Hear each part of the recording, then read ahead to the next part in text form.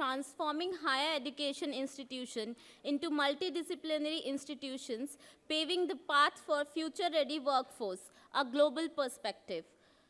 To grace this panel, I would like to invite Dr. K. Maran, Director, Sai Ram Institute of Management Studies and Sai Ram Engineering College, Dr. Indu Rao, Director-ASC, Vellore Institute of Technology. Can we have a round of applause? Dr. S. Chandrasekar, CEO, E.G.S. Pillay Group of Colleges. Dr. Bina T, Director, Happy Valley Business School, Coimbatore. Dr. G.Chandramohan, Principal, PSG Institute of Technology and Applied Research. Dr. Sujatha Anand, Principal, Loyola Institute of Technology, Chennai. M. Ramanathan, Senior Manager, Academic Engagement, Springer Nature, India. Can we have a round of applause for our panel?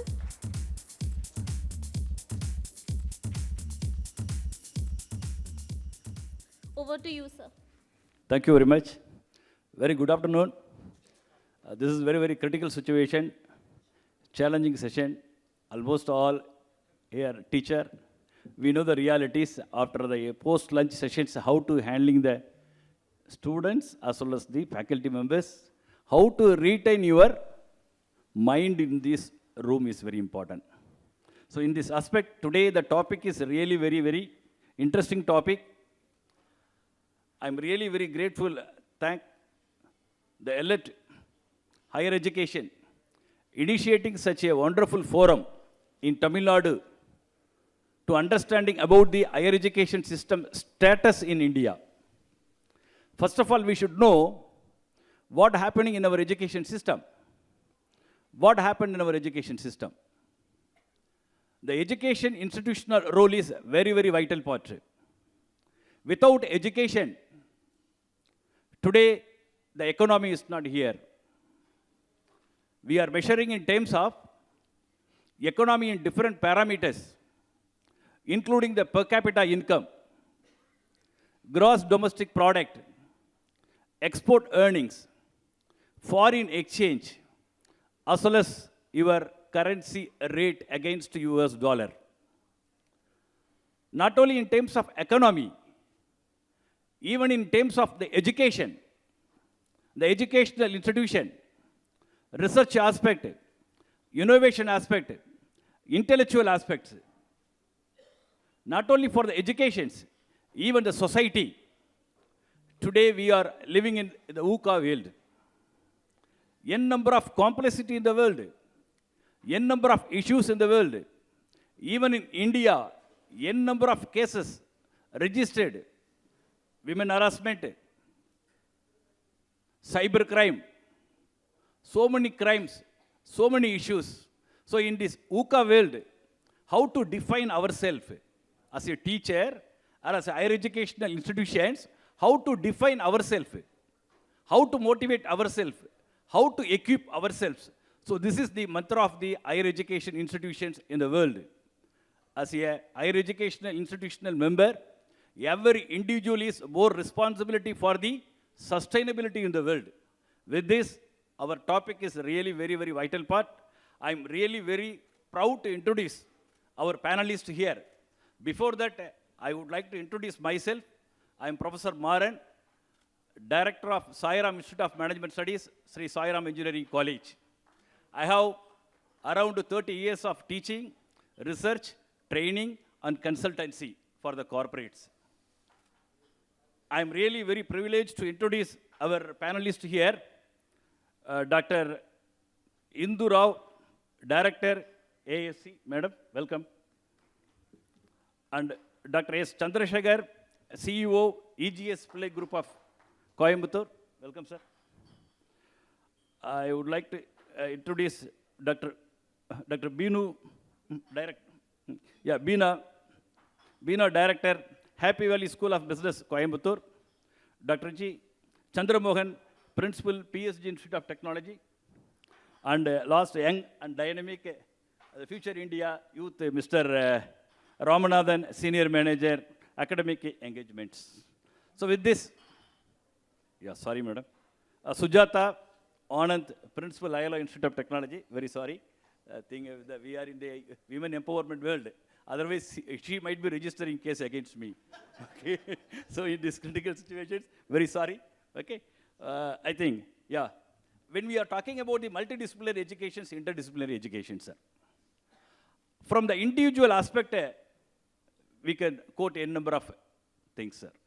As an individual in our human life, when we are in the societies, we must understanding about the individual concept. Understanding of you, who am I, what I want to be, where I want to go, how to respect, how to interact, how to respond to the audience, respond to others. Not only in terms of the behavioral aspect, every day we are using technology. You know, fintech, for the past 5 days in India, the seasonal sales, online seasonal sales. The 4th day annual turnover of digital technologies, digital sales, 24,000 crores in India. Out of 24,000 crores, 11,000 crores only the electronics products, 4,000 crores consumer items. Every day we are using technologies. Everyone using mobile app, 5G and all technologies. At the same time, we used to interact in number of ways. Our role, our human, they play a vital role, the different role. Now you are a listener. Few minutes before, I'm also listener. I was a listener. I'm speaker today. In front of your home, you are Mr., your role as a Mr. or Madam. Or in front of your children, your role as a father, dad or mom. So we are playing n number of role in the societies. So in these critical situations, even as an individuals, we are using n number of role which shows our interdisciplinary, including adopting technologies, adopting sociology, adopting psychology, adopting legal regulations, so everything. So individual aspect. Whereas in this case of institutions, even I would like to quote a story in Tamil Nadu, 15 years back. There are n number of deemed to be university. I think there are many university vice chancellors here. So when they have established the deemed to be university, they have more focused only on the engineering education. Only on engineering education. They stick on only the engineering educations. Only the state universities introduced multidisciplinary educations. Now they are slowly converted into multidisciplinary educations. What is the impact of the multidisciplinary educations? The multidisciplinary education's only solution for the country development, community development, societal development. That's why AICT, University Grant Commissions, Ministry of Education, through the National Education Policy, the multidisciplinary education is one of the most powerful part to change anything in the world. Change anything in the world. So as an engineer, the engineers, what they are doing, even morning, many professors insisting about the computing technology, computing science. The most of the students, the majority of the students were selecting only the computer science. Where they are working, after their graduations, they want to work only at software industries with air conditions. But their working conditions might be working place might be air conditions, whether their mind is very peaceful. Their heart is working perfectly, which is not correct. So we have to correct our students' mind or the youngsters' mind to change according to the need of the societies. According to the need of the societies. That's why the future education, as an engineering graduates, you must understanding about the psychology. When I was studied, my friends, those who are studied Alagappa College of Technology, they studied industrial psychology. But of late, there is no industrial psychology curriculum in engineering education system. Right? Even in foreign universities, they used to teach engineering economics, engineering finance, intellectual properties, entrepreneurships, where we lost everything. Now we are trying to implement all your curriculums, the contemporary curriculum in our engineering educations. Not only for the engineering educations, even for the arts and science. Students should know the law, cyber law. Digital literacy is more important. The future skills are more important. So in this aspect, our national education policy which is highly influenced in higher education institutions. The multidisciplinary education is one of the powerful part. They are enforced, influence all the educational institutions should be implement the multidisciplinary education, sir. As per the national education policy, almost all of you are aware of, in Indian history, 6% of investment on our education system by the private investments. Even another one major agenda of the national education policy, 100% gross enrollment ratio in secondary school educations. 2 crores of additional, 2 crores of the children again back to the educational institutions, schooling. In our higher education system, 50% gross enrollment ratios targeted in the year of 2035. But so far, in India, 26.7 or 27% higher education institutions. So in these critical situations, now we are into the, talk about the multidisciplinary educations, on what basis the multidisciplinary educations influence our students' mind, intuiting of the students' mind, inducing of our students' mind. So with this, I warm welcome all the panelist member for the great forum, and also once again warm welcome all our delegates for this great forum. With this, I would like to invite right from that madam, Sujatha Anand, Principal, Loyola Institute of Technology, to share your views about the multidisciplinary educations, not more than 5 to 7 minutes, madam. Please stick on the time. Check. So thank you very much, Elets, for this wonderful opportunity, and dignitaries on and off the dais. Thank you very much. And I represent the segment from, I see, predominantly universities, government and private here. I represent the non-autonomous affiliated section to the university, the segment of self-financing colleges. So for us, it is a totally different ballgame. We have to adhere to what the university guidelines are, and at the same time, look at how unique we can make us. So to get a work-ready force from the college is a challenge. So what we saw was very viable is to explore all the government schemes which were already available. So first thing, the pandemic opened a route very automatically to all of us. So going online, first, making cyber safety and cyber security program mandatory. So the students are aware by making your institution a resource center of some cyber safety council helps this. So that became multidisciplinary again, one. Then introducing artificial intelligence and IoT in association with the companies like IBM, which has opened a lot of avenues for us to partner. So that again, be it a mechanical, civil engineer, anybody, they get introduced to this. So apart from the curriculum, a slot is being opened up. If you do this, we find that there is a lot of change. Again, the innovation cell given by the Government of India, AICTE, it is mandatory now that the younger faculty upgrade themselves. So forming groups, student groups for them to mentor and putting up their innovation, publishing all their innovative work, it becomes very competitive, and at the same time it adds to the credits of the college. So then skill development, a big place. So going under Tamil Nadu's training program, as well as the Karma, which is opened by AICTE, a lot of certification is actually possible. So this opens a whole new avenue of opportunities apart from our normal NPTL. So when the skill development with innovation and upgrading faculty go together, and new programs like gender sensitivity, which is a must for industry practices today. So I think this gave us a good start, and in the last 2-3 years has been, when we tried operating on this, it has also improved the placement capability of our students. So to be in touch with the industry, get people online today, getting them online is so easy because hybrid has become the way of life for us. So this is what I see as would be a good way to go for affiliated colleges. Thank you.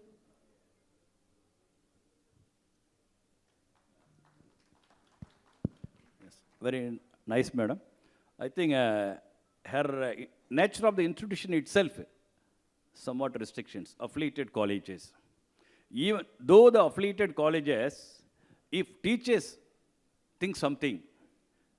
If teachers try to do something for the students, definitely we can do it. Recently, the All India Council of Technical Education introduced the mandatory course of universal human values. Universal human values. So, why we need to teach that universal human values for engineering graduates or other higher education institution?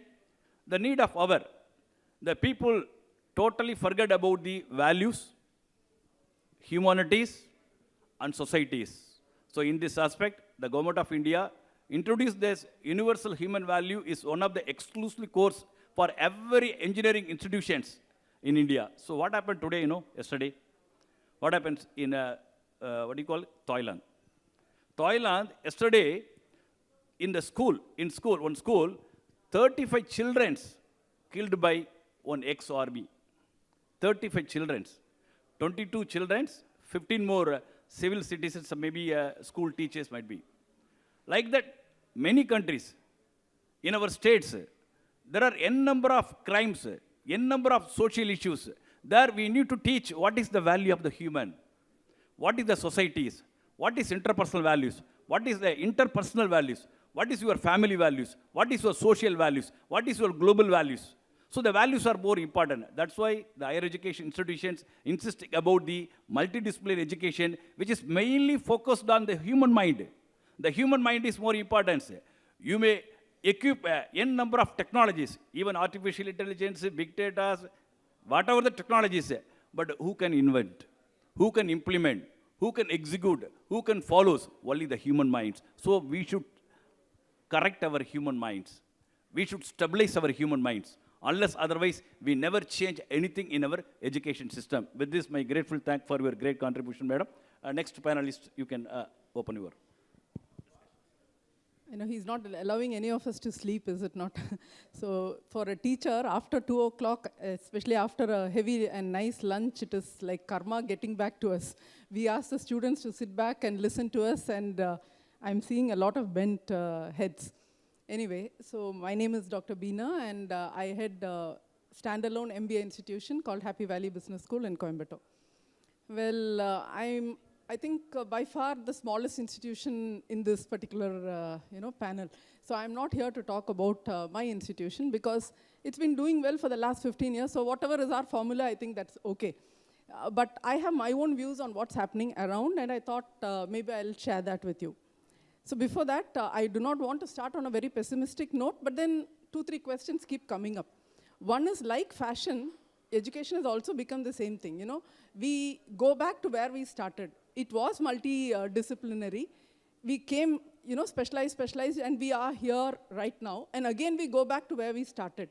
So are we going backward with forward thinking is one question for which I don't have an answer. Second is, we have been always taught to dig one deep well and not many small wells. Whereas now what we're doing is digging a lot of small wells. Are we going to get water? I'm not very sure. Third is, everybody knows, jack of all and master of none. Are we doing that?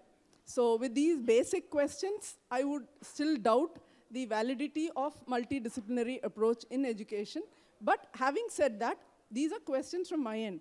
But then definitely there is a other side to it. And the other side to it is that today world is not compartmentalized. It is not divided into silos. That is, we don't have one problem for one solution. You require multiple solutions for a single problem. So therefore, multidisciplinary education is required. But you look at an institution like BITS Pilani, it's been there for a long time. It's been there where a student can pick up any 4 or 5 courses and then still get a degree, and he becomes a so-called holistic graduate. Well, in recent times, you have institutions like Ashoka University, which is again a liberal arts university, and I heard that only in the second year, you can even reveal what is your major specialization, which means in the first 1 year, you are asked to be everywhere. You are asked to know everything. So that again is an eye-opener for relatively older institutions who have been sticking on to, say, single disciplines or maybe I will not call multidisciplines, but single disciplines. And today we are moving from single discipline to multidisciplinary, where multidisciplinary talks about bringing different perspectives of disciplines to solve one issue. But I guess it has to go forward. It has already moved forward. It has moved towards interdisciplinary and transdisciplinary, they say. Transdisciplinary is where every solution looks at it from a societal point of view. And I think today, this generation of students are very different from us.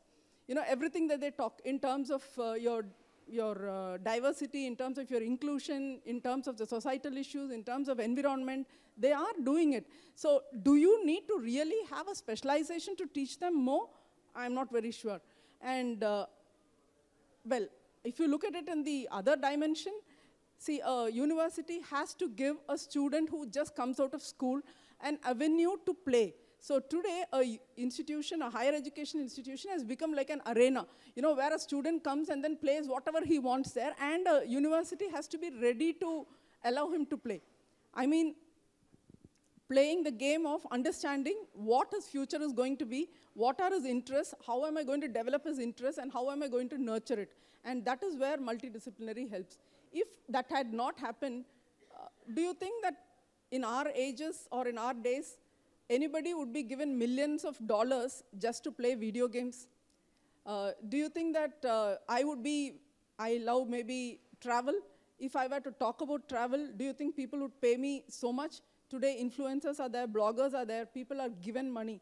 So after all, you earn a degree, you specialize in something to make money. If that money can be made with something else, and especially something which you love, then naturally, I think that's it. And multidisciplinary approach, I think, should be directed towards that. But then again, are institutions ready for that? Do you think I'm going to have somebody to talk about food? I doubt it.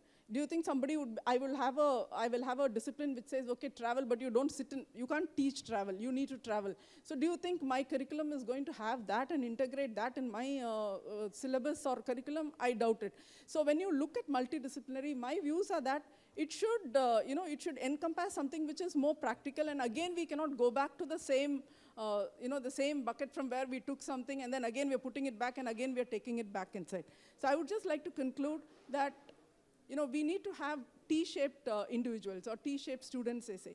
T-shape is your T, where you need to have a deeper understanding of your specialization. Today, unfortunately, most of the students just are very hollow. They are very peripheral in their knowledge. Whereas, I guess, multidisciplinary approach will lead to further degradation if we don't tackle it right now.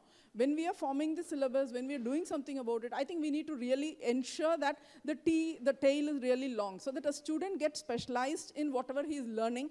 And that is your horizontal learning, is for you to learn or for you to converse with other disciplines so that you understand what they're talking. Just an example, I heard in Stanford, they wanted to start a department called Department of Computing for acoustics. And there was a gentleman who was an anthropologist, and he went, and there was another one guy who was looking at finding out what is happening in the ruins of temples, and they happened to find a trench of 3,000 trumpets. Now, what has trumpets got to do with Stanford? So he just wanted to know, why is it that the sound of music from each trumpet is different? And he wanted to know if there is any particular physics associated with the music. So he got in touch with a physics professor. The physics professor took him to an electronics engineer, and the electronics engineer took him to a computer engineer. And all these people finally landed up in Stanford, and Stanford extended its name of that department from Department of Computing and Music to Department of Computing, Music, and Acoustics. Today, they say any fingerprint of digital signal processing in the world comes from Stanford, and the people who are there actually are anthropologists, actually are electrical engineers, and musicians too. If we can really have an integration like that, then yes, multidisciplinary can work. This is my take on it. I'm sure everybody will have a positive thing, but I thought nobody will talk the negative, so I took it on myself to talk about that. Thank you. Yeah, great explanations about the multidisciplinary educations. I think the engineering education is always multidisciplinary education only. Take for mobile phone. the mechanical engineering role is very, very important. The people might be thought about only electronics communication, electrical engineers.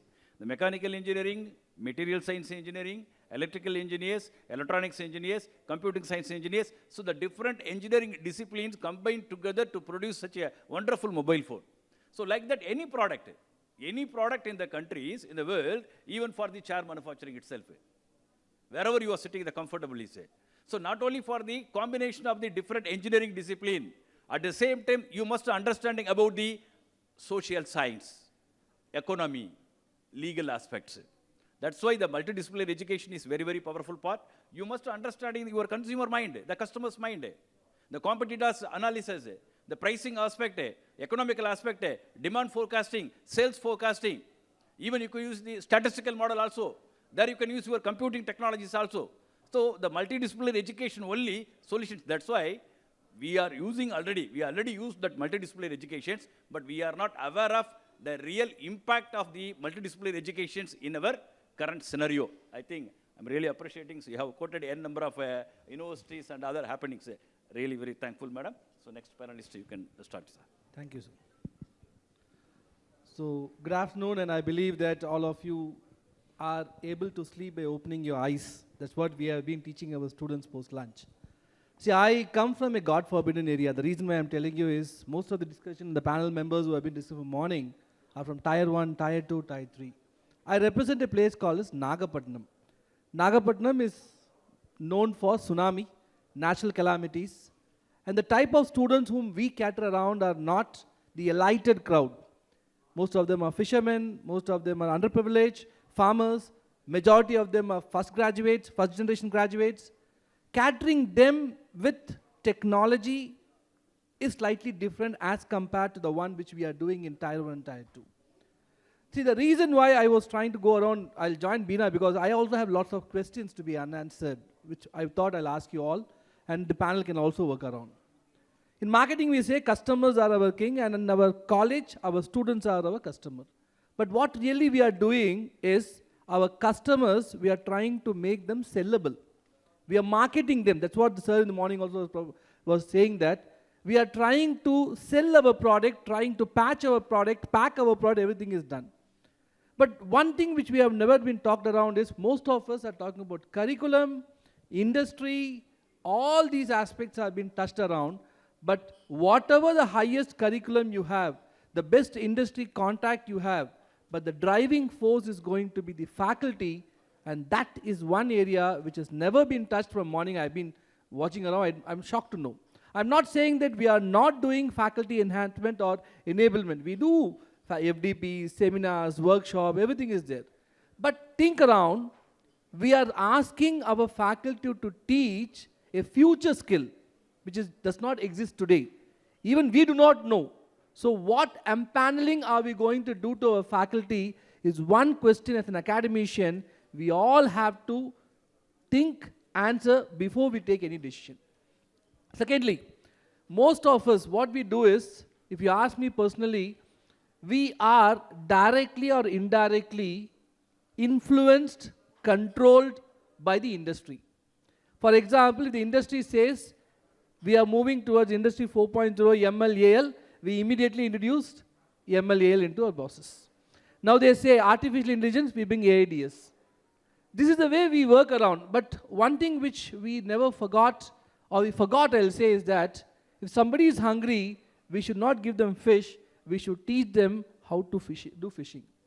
In other words, why are we not concentrating on our fundamentals?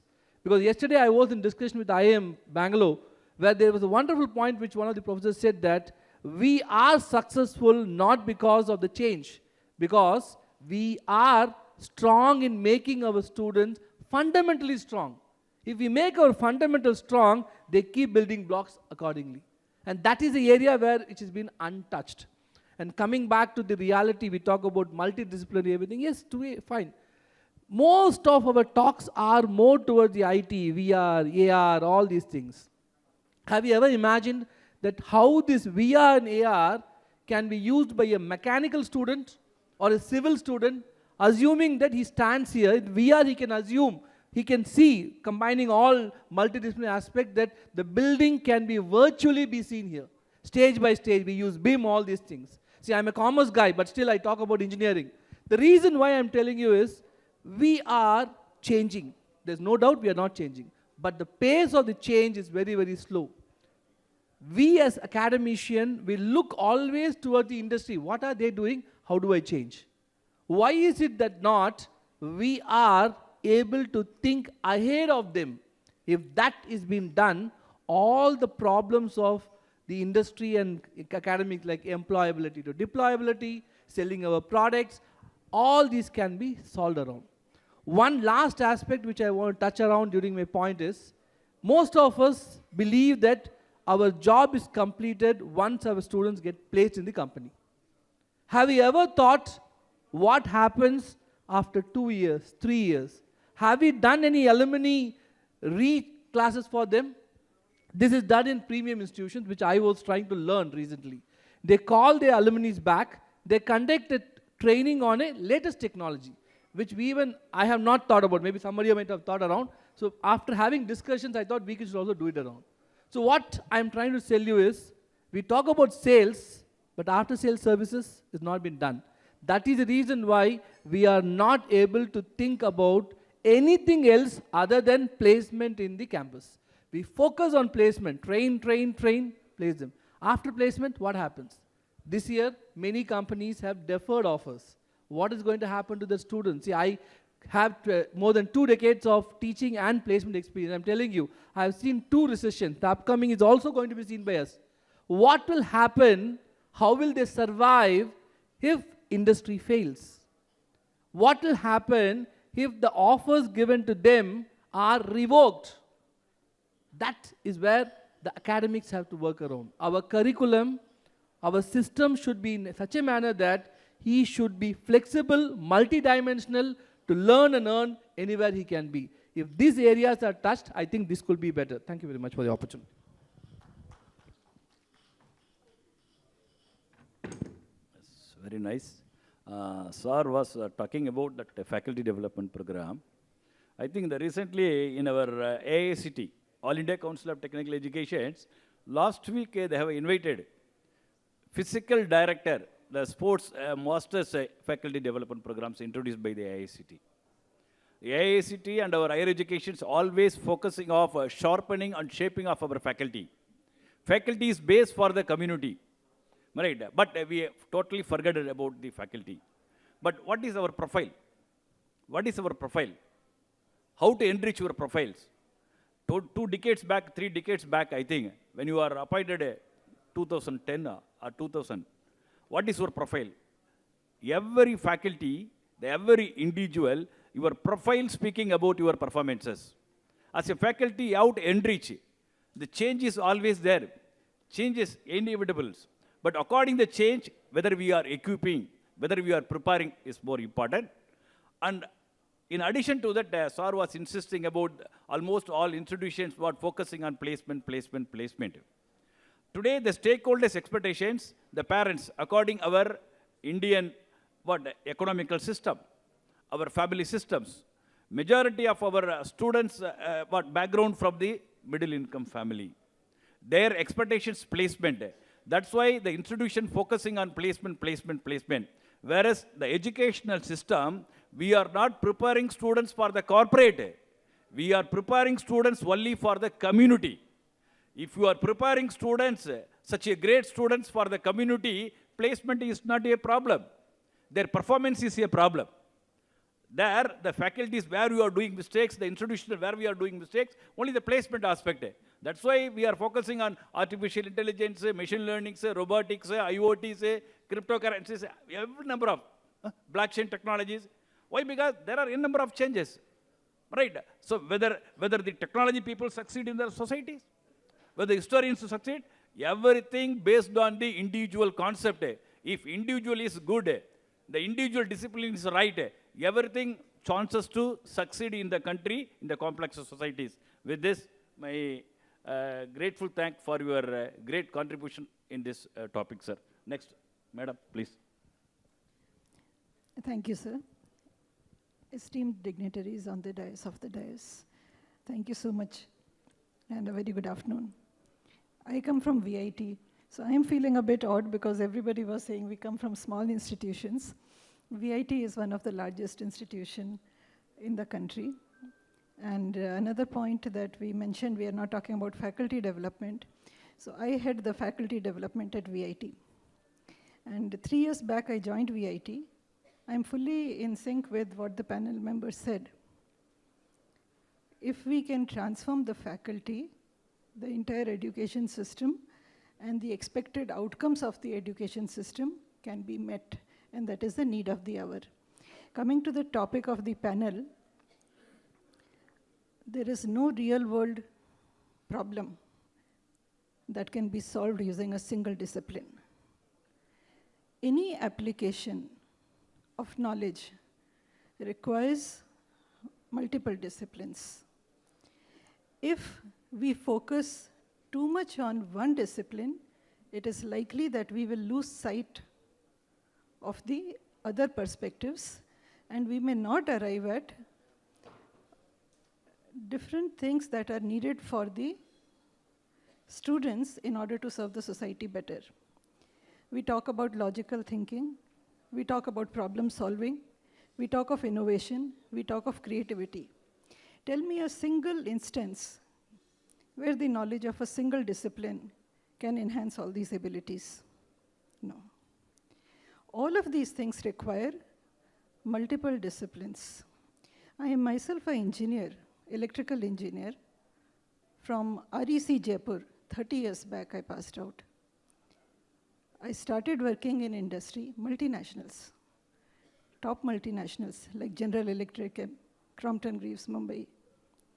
After working for 7 years in the industry, I came to teaching. I started teaching electrical engineering, and anybody who has worked in the industry or who has served a profession outside the institution is likely to develop multiple or multidisciplinary skills. The teaching, in those days, we didn't have a formal system of taking feedback from the students, but my feedback I used to take on my own, and it was very, very encouraging. I started my PhD. I completed an MBA after that, so I think unknowingly I moved into multidiscipline. After engineering, if you do MBA, normally people went into industry after doing a BE and MBA. It's because industry always asked for multidisciplinary background. But in our universities, it was not welcomed. If you want to teach engineering, you should have a UG, PG, and PhD in same discipline. And it exists even today. But industry was more open to taking people with diverse background. So I did my MBA because I came from the industry, and I thought my experience will be in sync with this. Then I did PhD in management because your MBA becomes management, you can't do PhD in engineering. My first PhD is titled Operational Efficiency of Higher Education Technical Institutions Case Study of India. This I have published 20 years ago. Some of those things are today in NEP 2020.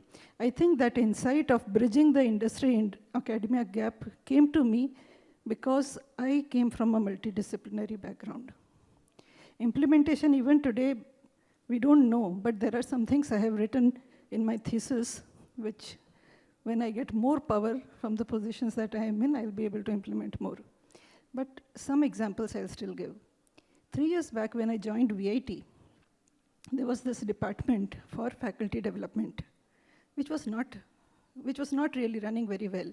Now, if you just think this is a real world problem, we are all talking of faculty development, which discipline person should you get into this? HR person? Somebody who knows training? Somebody, you require a multidisciplinary person, yes? I think VIT saw that. And they told me, this is one department, we have it in our vision. Our great chancellor, we have more than 2,000 faculty, many institutions don't have that many students. We have 50,000 students.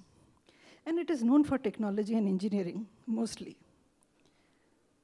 So they said we had a vision, our chancellor had a vision. We set up this department 15 years ago, but we are not really able to get anything concrete done from this. I said, okay, no problem. I had finished my second PhD then from US and Netherlands, a postdoc from Ahmedabad. So by that time, I had moved into behavioral and social sciences. So I became a completely multidisciplinary person. But being into research for a long time, then industry, I said, no problem, the institution is great. If one department is not working, we'll find out why, and we'll give a solution. I think now, when I look back, it was again problem solving, some innovation and creativity coming from a multidisciplinary background. I started with action research. I conducted dialogue with many people, different stakeholders. Why are faculty not coming to the programs? Because some people would say, we are floating so many programs. You know that usually faculty feel we know everything. That is the first hurdle that comes when we go for faculty training. And VIT is number one for last 4-5 years. So our faculty definitely had that pride in them. And then they will say they are very busy. That is true with all institutions. We have to do teaching, we have to do assessment, we have to produce papers, we have to have consultancy. So where is the time? Then the resource person, oh, we know more than them. This topic is not relevant to us. Why should we spend our time? And then simply our campus is so huge, 300 acres. How will I go from my class to the place where it is the training program is being held? That time clashes. I looked at all these problems. I tried to find some solutions. I joined in November 2019. Before the lockdown was March 2020. Before that, I had developed a fully integrated technology-enabled FDP system for VIT. The moment there was lockdown, it was completely online. I think in the world, no one must be working at that time when I started training my faculty online. And my house was not in Vellore at that time. So in the last 3 years, I think 60-70% of the time I was not on campus, working online, and we have trained. I have done more than 500 programs, 510 to be precise. And at that time, we were not having faculty registrations. Maybe they would say, like, if there are 2,000 faculty and if 4 or 5 faculty register, that's not a successful number, yes. We had more than 25,800 faculty registrations in my programs in the last 3 years. And VIT has survived its rank 1 in the country, but they had told me, Madam, we are number 1 in the country. We want your expertise to move up in the world rankings. We have moved up in the world rankings by 200. Last month, in the Shanghai rankings, VIT is number 2. All the IITs starting from IIT Delhi, Mumbai, Madras are behind VIT. I think this is an example of using some we started multidisciplinary weekend dialogues. I've conducted about 80 weekend dialogues, multidisciplinary, because I thought if somebody is very good in nanoscience, artificial intelligence, you should also know something about the economy. So during our multidisciplinary weekend dialogues, we have had resource persons from across the disciplines. There are different kinds of faculty development programs spanning across teaching, research, consultancy, health and well-being, behavioral, technical, digital technologies, or anything else, and industry perspective. We have had people from IBM, Microsoft, Google, name it.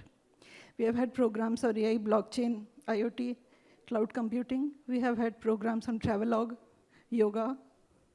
And then this multidisciplinary development of the faculty creates a learning ambience where what they speak becomes more relevant to the students. Because students are in touch with different things happening around the world. I think students may be more multidisciplinary than the faculty themselves. So a faculty who has a multidisciplinary background gels well with students, the learning environment is better. And here, since time is less, sir is telling me, just let us take the example of this summit. 20 years back, I had written in my thesis, we need to bring academicians, industry, government, we need to bring them together. It didn't happen unless we had people like Elets, and there are some more agencies now who are doing this. Now that was a real life problem, bridging academia-industry gap. Could we do it alone? Today we have people from industry. They know about industry. There are academicians, principals, vice chancellors, they know about the academia. But we need people who have these organizing skills. to bring all of us together. So unless we have people, we had a professor from IIT in the morning even panel, he said, 20 years the faculty prepares for himself or herself, then he or she understands what the nation needs, how I can be useful to the country. If you have a multidisciplinary background from the beginning, you will align what you are doing and the outcomes of what you are doing to the needs of the country, to the society, to the industry. If you are focused, I think we need to, my recommendation is, which I speak in many forums, we need to change the recruitment policies. First of all, for the head of the institutions, the head of the institution has to be multidisciplinary. Should have a background of multidisciplinary. Because unless the head is not multidisciplinary, he or she will not encourage faculty who are multidisciplinary. And then, my last point, if we have faculty, and we do have most of the faculty who have never seen industry, they don't have this holistic background perspective, and multidisciplinary is not there. How do we prepare students who are industry ready? 99.99% faculty have never seen industry. Forget skills and so many other things. We expect them to prepare industry-ready students. It is not possible. We are fundamentally wrong. The recruitment policies have to change. Please encourage somebody who has done management and engineering, go and ask them to do physics. Somebody who has done music, also ask them to go and do, teach something else. One subject you know, rest the student will find out for herself or himself. But the application has to be there. Any application cannot happen without having a multidisciplinary background. So I am very strongly in favor of this multidisciplinary curriculums, teachings, institutions. If NEP is helping our institutions to become more multidisciplinary, this is the single most welcome move that has happened. Now it has to be implemented. Thank you. Thank you, ma'am. The combination of the engineering as well as management. Right. Today, we never ignore technology and management. The country is success, the community is success because of the combination of the engineering and management. Because of her own experience, now she has expressed her views about the impact of the multidisciplinary educations.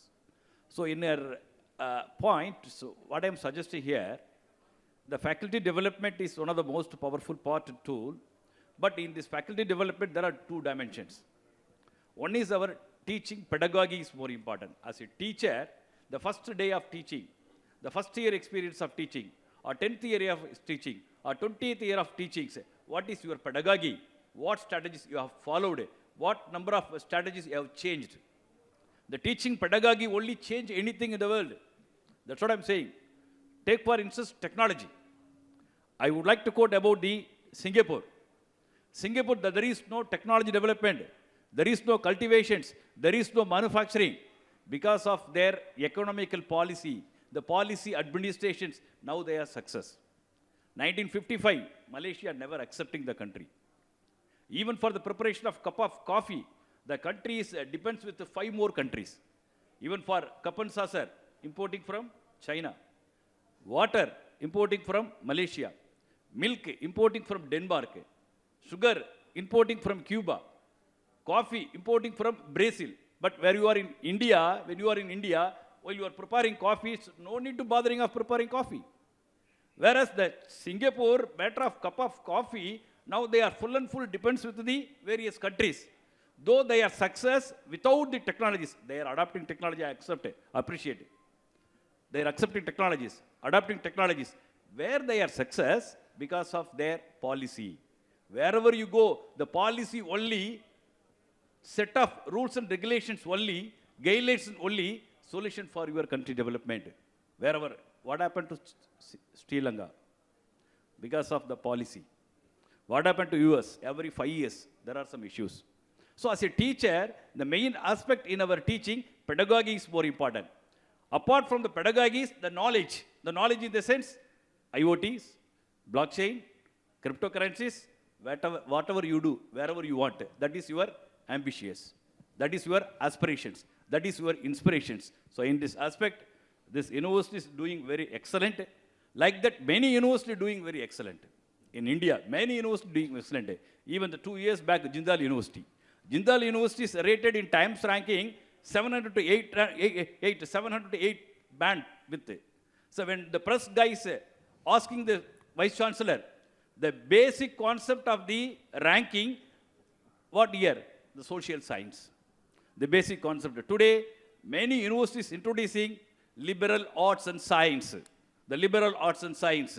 Technology is one of the major part. The liberal arts and science also another one part. When you are combined together, we'll succeed. Otherwise, we never succeed anything. With this, I request another panelist member, share your rich experience. Thank you. Thank you, sir.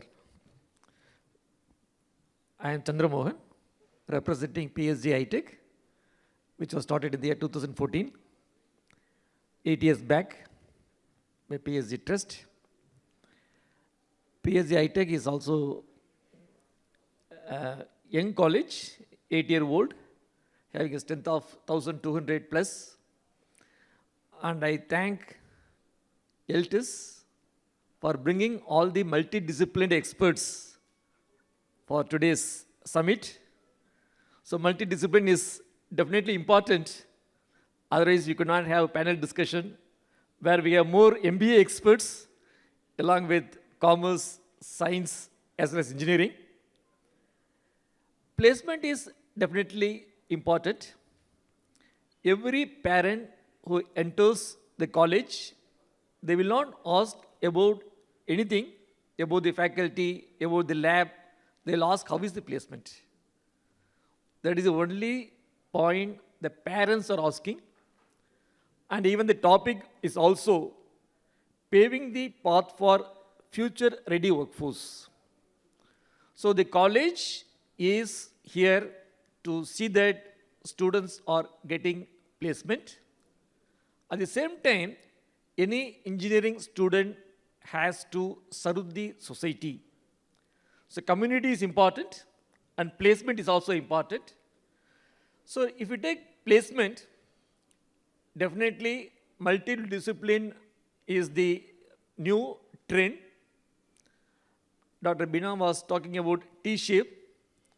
We have to widen the T, we have to expand horizontally, we have to also go deeply. That is the modern trend now. So we'll be having a shallow knowledge in wider area.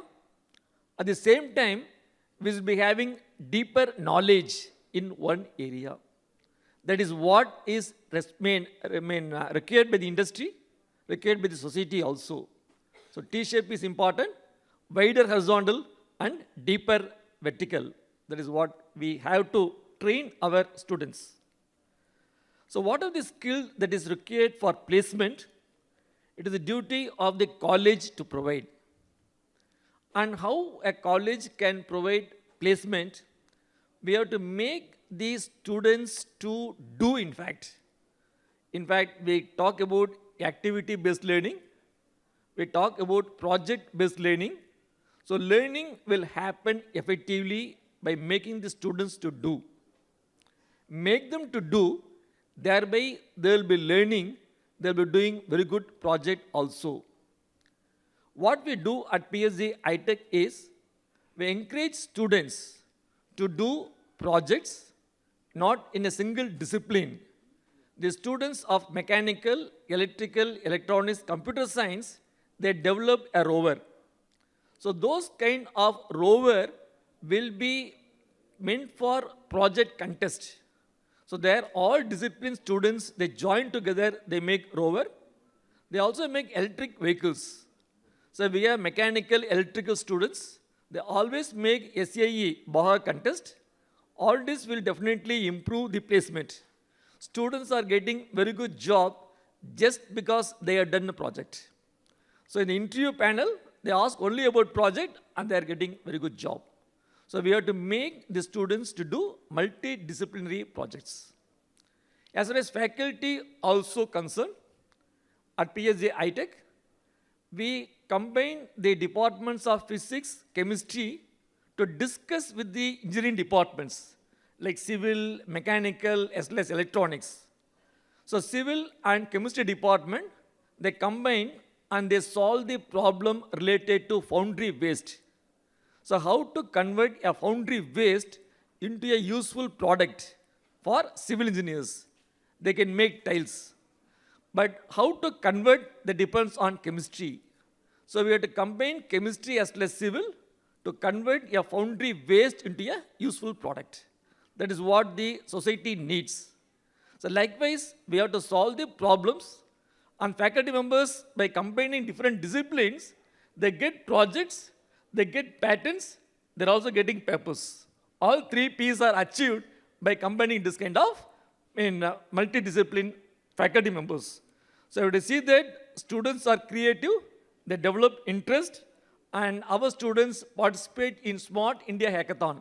They got 1 lakh prize, 2 teams have got the prize, and again the team consists of electrical as well as computer science departments.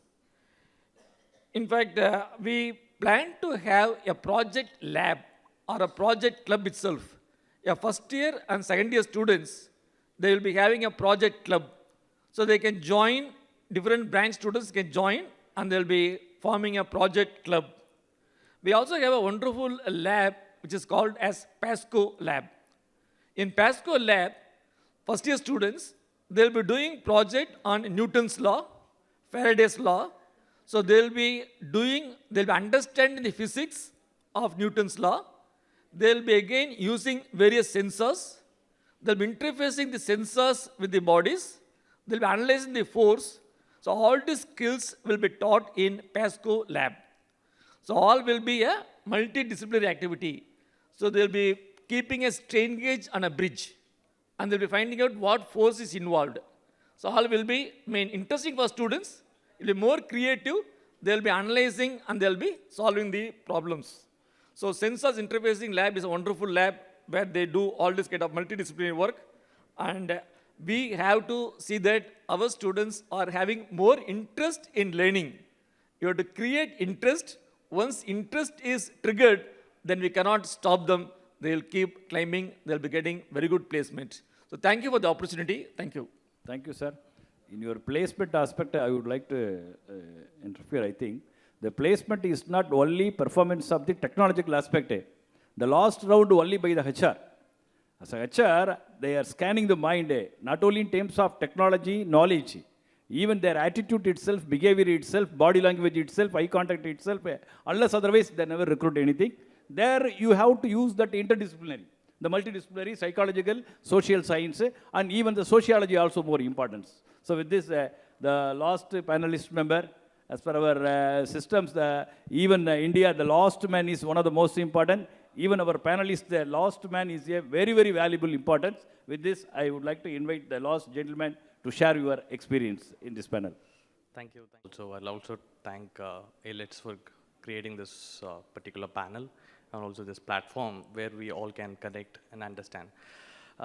So to give a quick, precise background, like how I can value add to this panel discussion, if I take back to the days of where I did my master's, that's where I understand in terms of where we look at in India, it's one of the panelists and also they've rightly mentioned, we look at the students as a product.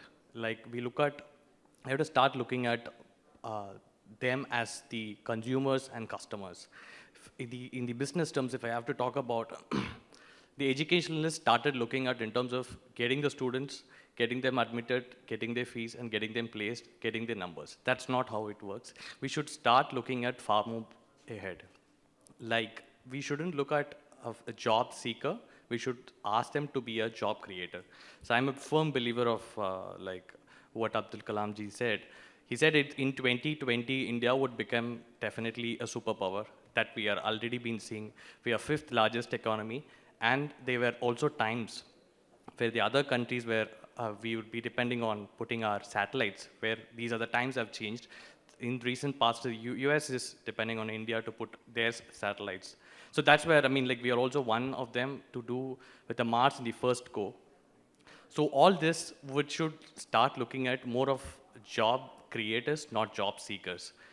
If that mindset comes into play, then definitely it all falls one by one. And also, Dr. Bina rightly pointed out, in BITS Pilani, they start the curriculum. They don't ask them to take up any such course. I have also seen students who have taken economics with electrical, economics with chemical, which means you should give them an opportunity to explore what they want. And that's what also rightly Ashoka is also doing. In terms of first year, they don't ask them to do, you have to do this, the particular branch which you have to take. Whereas in South, it's predominantly in most of the institutes which I see, they ask them to start working on maybe a certain specific. It's about us. If you look from a corporate angle, it's like a CEO and CTO. Technology person would be more on the understanding the technology far more deeper, whereas CEO who understands every bit of it of the company, from a finance, HR, sales, marketing, is responsible for all. That's how you should look at a student when you build them from an angle of being an engineer, marketer together.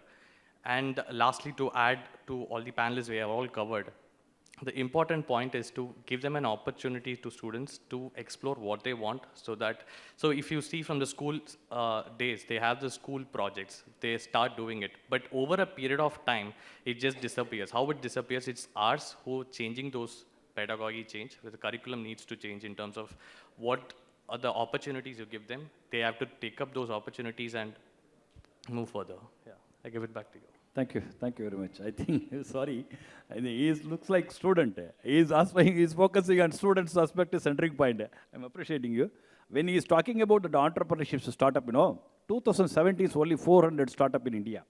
Now 72,000 startup. Our Honorable Prime Minister Narendra Modi ji, our state chief ministers, every state is influencing about this startup in this campus. So we used to teach how to be an entrepreneur.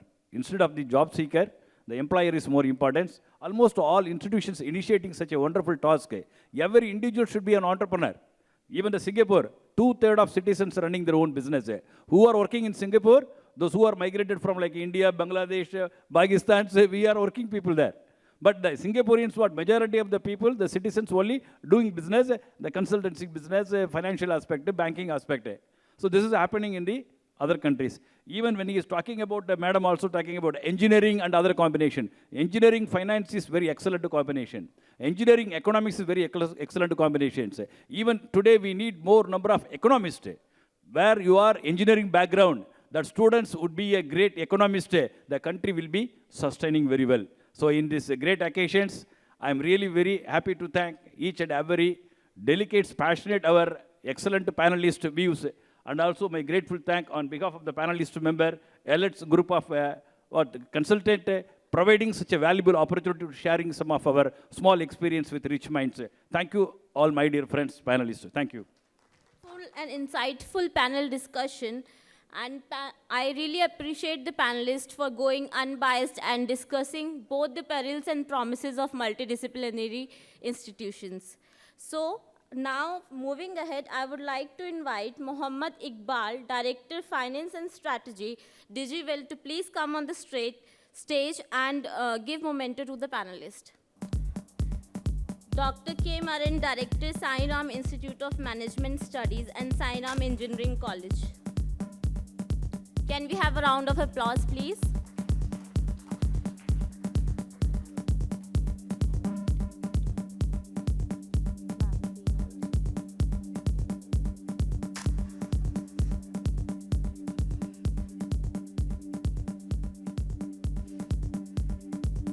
Dr. Indu Rao, Director-ASC, Vellore Institute of Technology.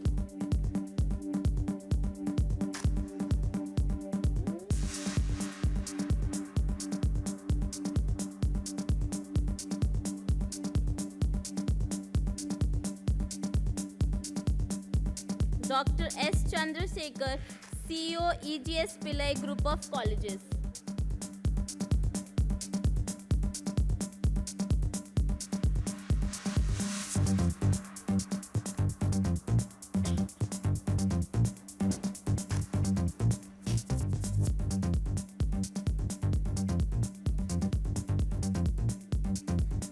Dr. Bina T, Director, Happy Valley Business School, Coimbatore.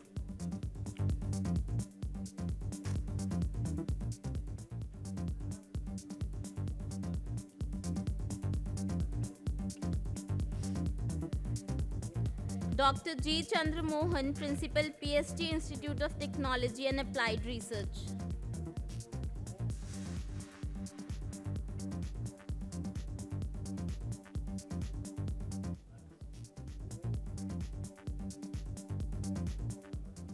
Can we have a round of applause, please?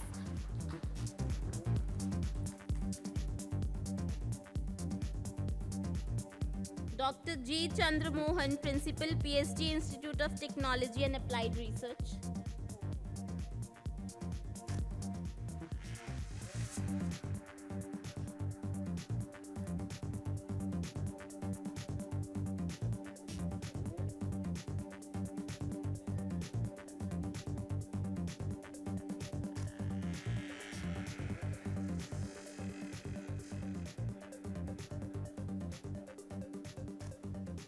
Dr. Sujatha Anand, Principal, Loyola Institute of Technology.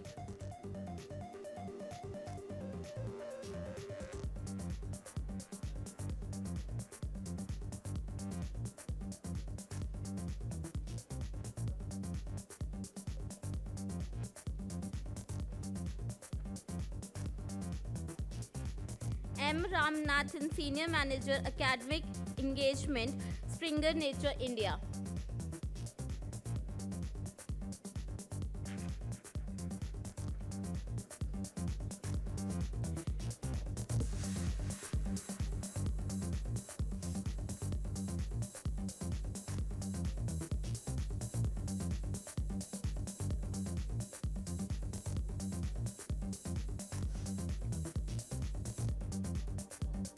Can we have a big round of applause for this wonderful panel here?